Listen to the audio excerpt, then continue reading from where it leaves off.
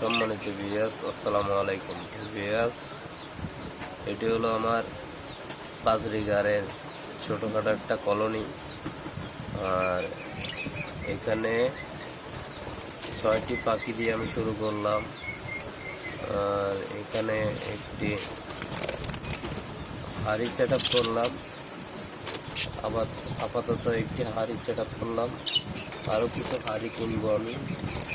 আর খাঁচাটা আপনার বেশি বড় নয়, ছোটোখাটোর ভিতরে একটি খাঁচা। এই দেখুন ভিউয়ার্স,